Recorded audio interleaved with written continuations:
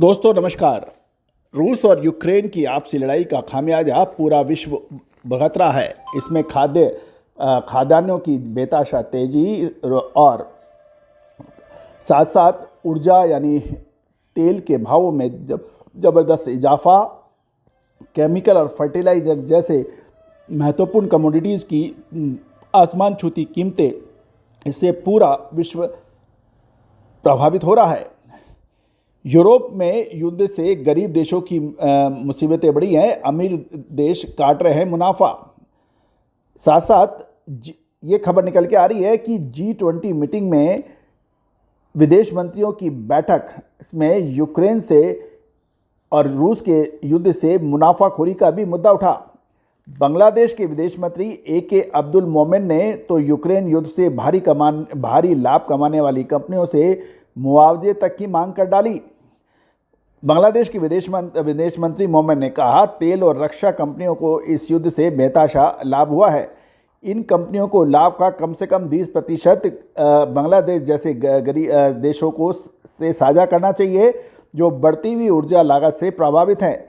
मोमेन ने कहा कि ऊर्जा लागत की वृद्धि से महंगाई बढ़ गई है और हम सब्सिडी देकर महंगाई को नियंत्रित कर रहे हैं। ये सरकार को बहुत महंगा पड़ रहा है, इसलिए हम युद्ध का अंत चाहते हैं।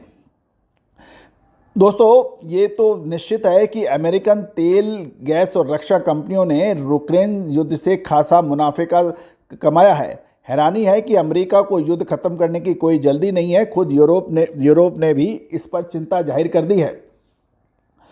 EU अधिकारियों ने भी जताई चिंता। अमेरिकन स्थित जर्मन समाचार पत्र पॉलिटिको ने नवंबर 2022 में ये मुद्दा जोर शोर से उठाया था कि यूरोपियन यूनियन के वरिष्ठ अधिकारियों के हवाले से समाचार पत्र ने लिखा था कि अगर गंभीरता से देखें तो तथ्य यह है, युद्ध में सबसे अधिक लाभ कमाने वाला देश अमेरिका है।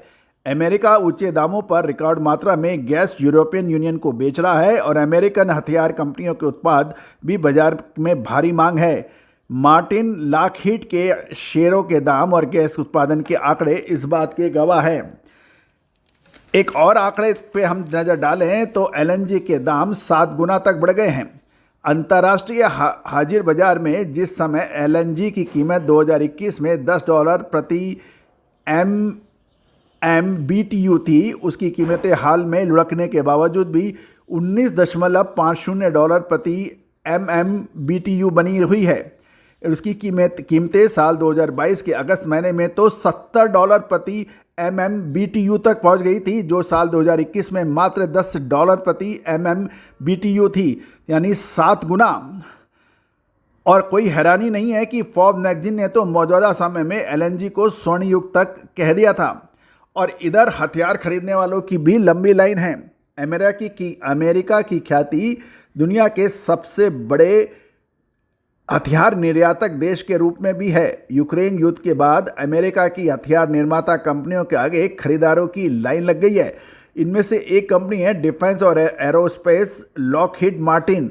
कंपनी ने हाल में ही रिकॉर्ड संख्या में हिमांस मल्टीपल रॉकेट लॉन्चर सिस्टम के उत्पादन की घोषणा की है।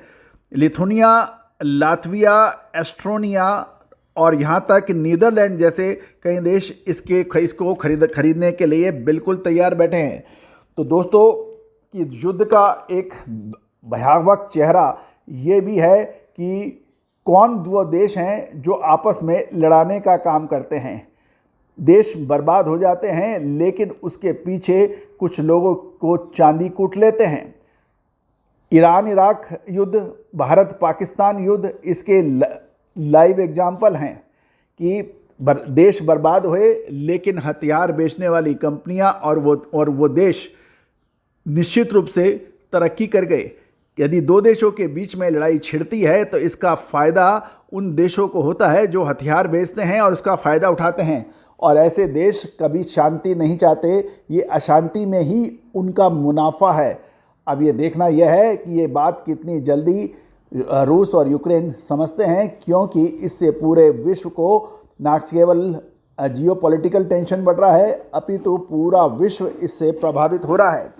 क्योंकि रूस और यूक्रेन वर्ल्ड में प्रमुख खाद्यान्न निर्यातक देश माने जाते हैं। दोस्तों, आपको हमारा ये एपिसोड कैसा लगा, अपनी राय अवश्य दीजिएगा। और यदि चैनल पे नए हैं और अभी तक सब्सक्राइब नहीं किया है तो सब्सक्राइब अवश्य कीजिएगा, बेल आइकन को अवश्य पुश कीजिएगा। All the very best, good luck, happy trading.